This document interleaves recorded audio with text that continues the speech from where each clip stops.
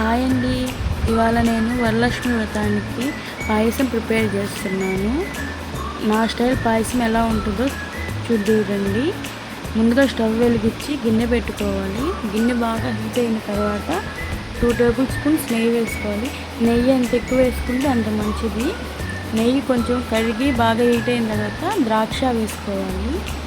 ద్రాక్ష బాగా వేయించుకోవాలి. అవి బెలూన్స్ లాగా వచ్చేదాకా వేయించాలి. కొంచెం స్లో ప్రాసెస్లో మీడియం ఫ్లేమ్లో పెట్టుకొని వేయించితే జీడిపప్పు ద్రాక్ష అనేది మాడకుండా ఉంటుంది. చూసారా ఎలా బెలూన్స్ లాగా వస్తున్నాయో అవి అలాగా వచ్చేదాకా వేయించుకోవాలి. అవి వేయించిన తర్వాత బౌల్లోకి తీసి పెట్టుకోవాలి సైడ్కి.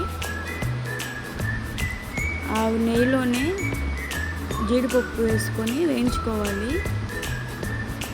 జీడిపప్పు గోల్డెన్ బ్రౌన్ కలర్ వచ్చేదాకా వేయించుకోవాలి. ఇవి కూడా మీడియం ఫ్లేమ్లోనే వేయించుకుంటే మాడకుండా ఉంటాయి.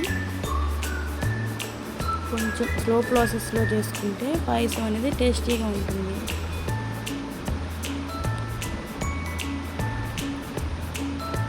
చూడండి, గోల్డెన్ బ్రౌన్ కలర్లోకి లైట్గా షైడ్ అవుతూ ఉన్నాయి.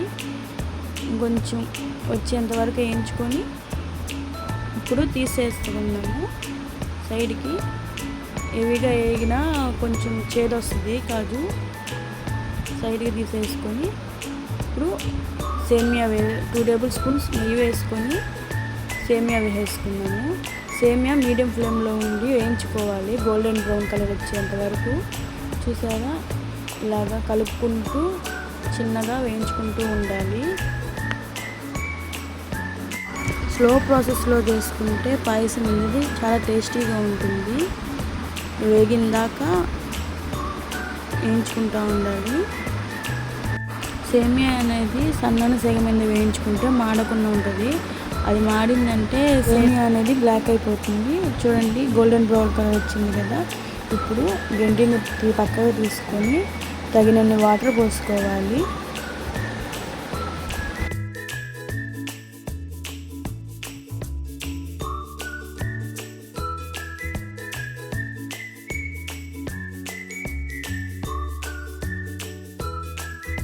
సైడ్ ఉన్న సేమియానంతా బాగా లోపలికి వేసుకొని, లేదంటే అలా సైడ్ నుంటే కొంచెం ఉడకకుండా ఉంటుంది. బాగా కలిపెట్టుకుంటూ ఉండాలి సైడ్ అంతా తీసుకొని. ఇప్పుడు మూత పెట్టుకొని ఉడికించుకున్నాము.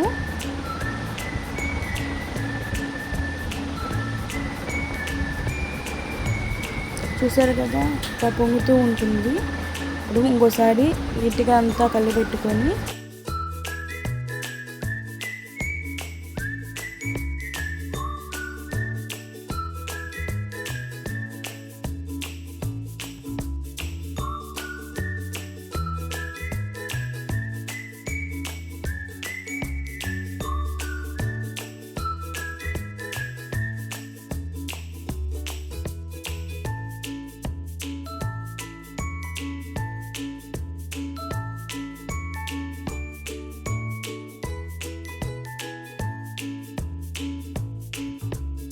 లో పెట్టుకొని ఉడికించుకుంటే బాగుంటుంది. హెవీ మెంట్ కాదు. ఇప్పుడు చూద్దాము. చూసారు కదా, ఇప్పుడు సేమియా బాగా ఉడికిపోయింది. ఉడికిన దాన్ని 2 టేబుల్ స్పూన్స్ యాలకుల పొడి వేసుకున్నాము. యాలకుల పొడి షుగర్లో వేసి మిక్సీ పెడితే మెత్తని పొడిలాగా వస్తుంది. దాన్ని మనం 2 టేబుల్ స్పూన్స్ యాలకుల పొడి వేసుకున్నాము. చూసారు కదా, పొడిగా వచ్చింది కదా. ఇలా ఉంటే ఎలకలు నోటికి తగలకుండా కొన్ని డిస్టర్బెన్స్ లేకుండా ఉంటుంది. ఇప్పుడు మొత్తం బాగా కలుపుకున్నాక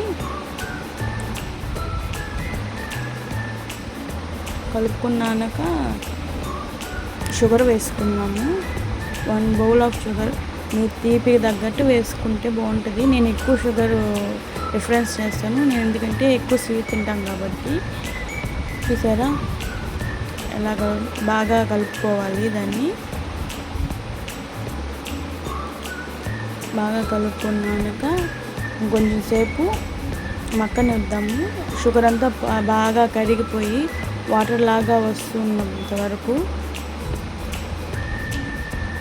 షుగర్ బాగా మెల్ట్ అయిపోవాలి.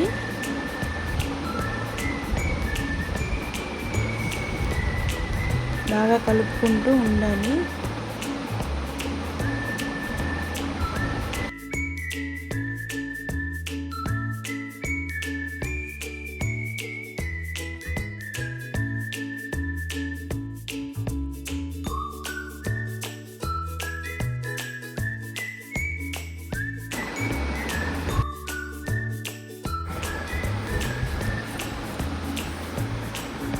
కండెన్స్డ్ మిల్క్ వేసుకోవాలి. ఇది ఆప్షనల్, కానీ ఇది వేసుకుంటే కొంచెం జ్యూసీగా వస్తుంది, బాగుంటుంది టేస్ట్ పాయసం. ఒక కప్ ఆఫ్ కండెన్స్డ్ మిల్క్ వేసుకొని బాగా కలబెట్టుకోవాలి.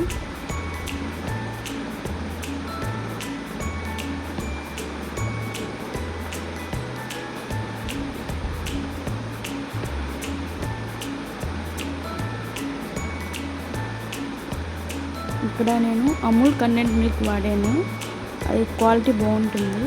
ఇప్పుడు పాలు పోసుకోవాలి. నేను వేరే బౌల్లో పాలని హీట్ చేసుకొని వేసుకుంటున్నాను. అలా వేసుకుంటే పాలు విరగకుండా ఉంటాయి. ఇప్పుడు మొత్తం నీట్గా కలుపుకోవాలి. కలుపుకున్నాక 2 minutes బాగా ఉడికించుకోవాలి, పాలు పొంగేంత వరకు.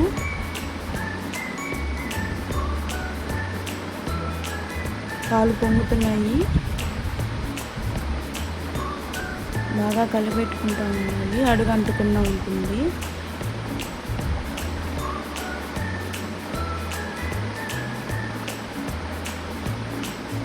పాలు పొంగుతూ ఉన్నాయి, కాసేపు ఉడికించుకోవాలి పాలల్లో.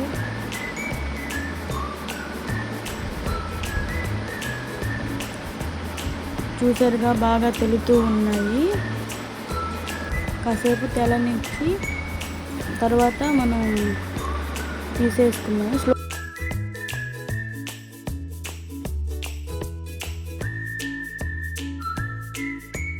పాయసం రెడీ. ఇప్పుడు మనం సర్వింగ్ బౌల్లోకి తీసుకొని సర్వ్ చేసుకొని అమ్మవారికి పెట్టడమే.